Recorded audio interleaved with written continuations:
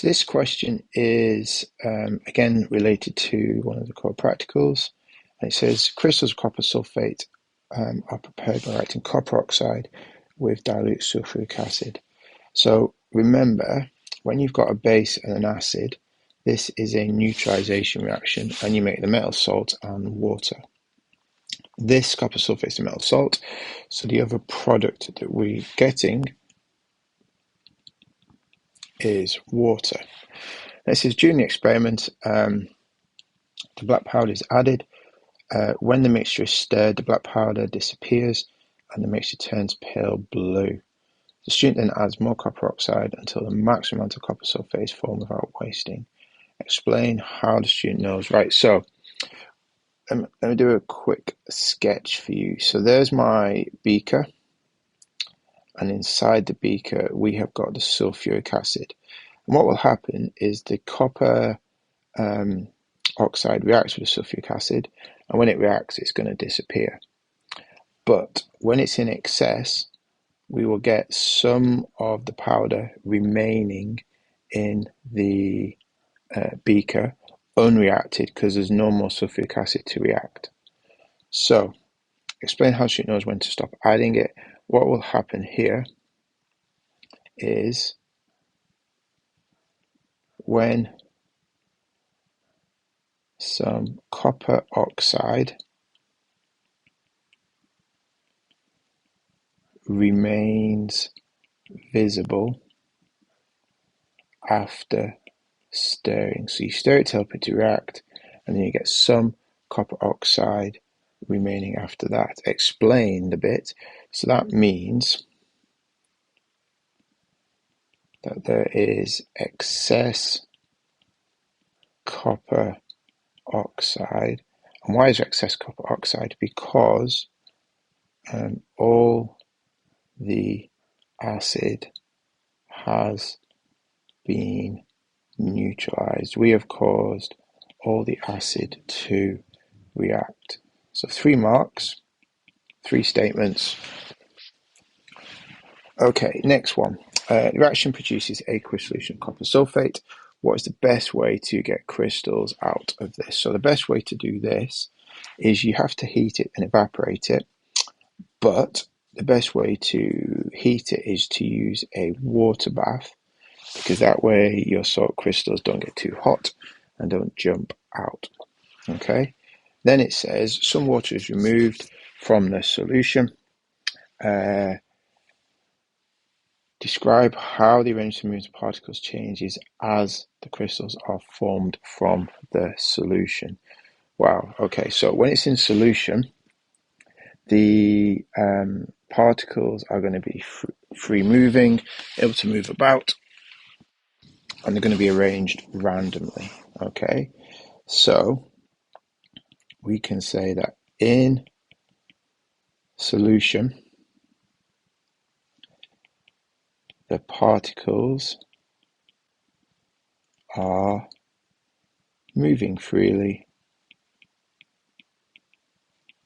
and arranged randomly. Okay, then as you start to form a solid, the particles are arranged in rows in the solid.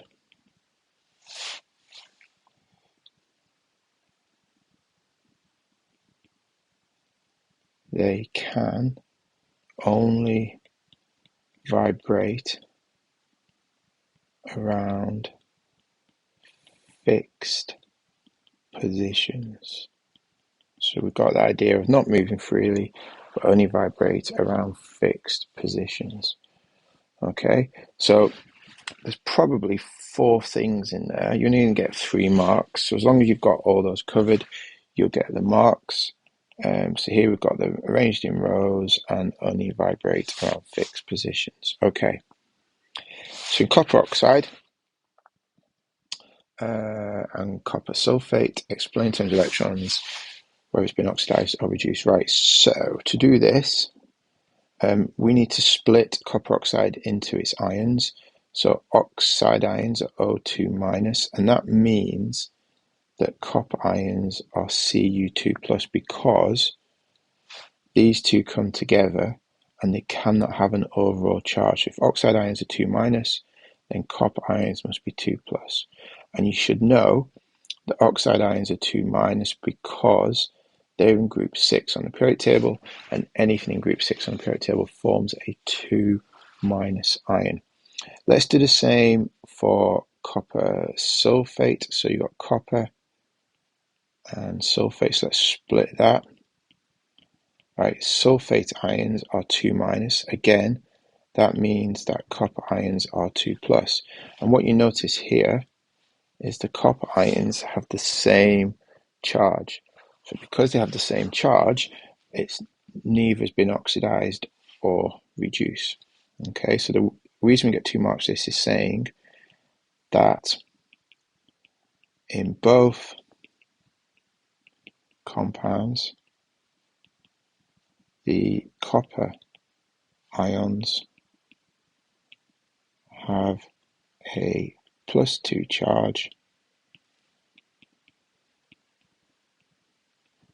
This means they are neither